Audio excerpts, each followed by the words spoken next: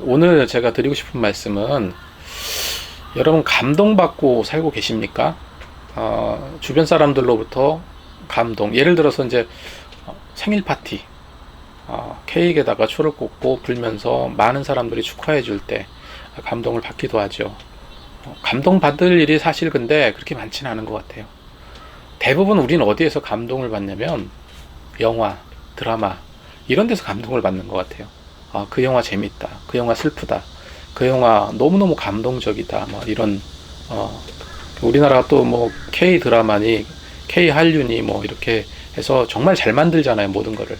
그러다 보니까 그런 쪽에서 일종의 어떤 대리만족 같은 거를 느끼게 되고 그런 것 같아요.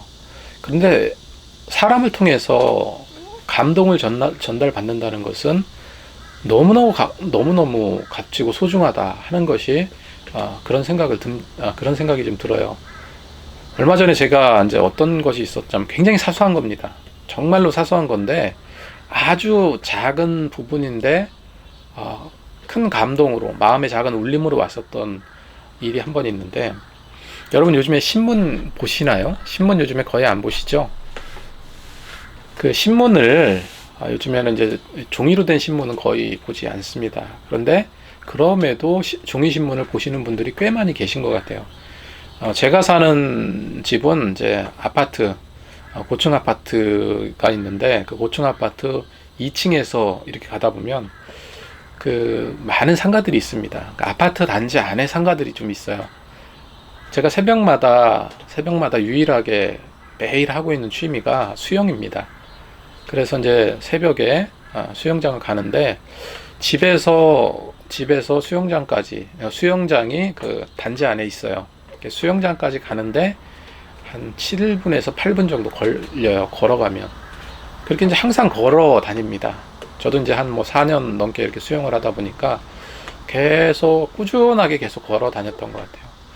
그럼 이 걸어 다니는데 그 2층 상가로 쭉 가다 보면 수영장이 나오는데 한 7, 8분 걸어가면은 늘 마주치는 분들이 몇 분 계세요. 그 중에 한 분은 거의 마주칩니다. 거의 한 7, 80%는 마주치는 것 같아요. 7, 80%까지는 아니고 한 3일에 두 번? 3일에 두 번이면 몇 프로인가요? 아무튼 그 정도 너무 자주 마주치는 분이 계십니다. 그분은 어떤 일을 하시냐면 제가 사는 그 아파트 단지 안에 신문을 배달하시는 분이에요. 아주머니신데 나이는 좀 한 50대 정도 되신 아주머니신 것 같은데 그 아파트 단지에 신문을 돌리시는데 이 핸디카 같은 핸디카에다가 신문을 잔뜩 싣고 그거를 이제 뭐 구루마를 이렇게 끌고 다니시면서 신문을 이렇게 돌리시더라고요. 그러면 제가 이제 수영장으로 이렇게 가다 보면은 항상 맞은편에서 이렇게 오세요. 그럼 항상 저랑 몇 초간 이렇게 싹 마주치고 그 아주머니는 앞으로 가고 저는 이제 수영장 쪽으로 가고 그런 일을 계속 반복해 왔던 거죠. 정말 오랫동안 마주쳤습니다. 수년간 마주쳤는데 놀랍게도 제가 이렇게 좀 수년간 이렇게 마주쳤는데 이상하게 아는 척하지 못하겠는 거예요. 그냥 이렇게 지나가면 늘상 마주 대하는 분이기 때문에 그냥 안녕하세요, 수고 많으십니다 라고 한마디 인사만 건네도 굉장히 좋을 텐데 그 말이 선뜻 이렇게 나타나지 않더라고요. 그런데 그런 이유 중에 하나가 순식간에 1초도 안 될 정도로 휙 이렇게 가다 보니까 그렇게 말을 꺼낼 기회도 없는 것 같고 뭐 다 핑계죠. 어쨌건 좀 이렇게 인사는 하고 싶은데 인사를 건네지 못한 그래서 제가 언젠가는 제가 아는 척을 하고 인사를 좀 드려야 되겠다라는 생각을 해보게 되었습니다. 기억이 많이 나요. 그러니까 여름에는 이제 불빛이 환하다 보니까 이 뭐 그냥 그 더우니까요. 땀에 젖은 모습이 느껴지고 겨울엔 또 롱코트 입으시고 신문을 그렇게 돌리시는 모습 그분을 볼 때마다 느끼는 감정이 한 가지가 있습니다. 굉장히 삶에 활기가 느껴지는 거예요. 활기가 느껴지고 그래서 굉장히 기분이 좋아지고 그렇습니다. 언젠가 꼭 인사를 해야 되겠다 그런 생각이 듭니다.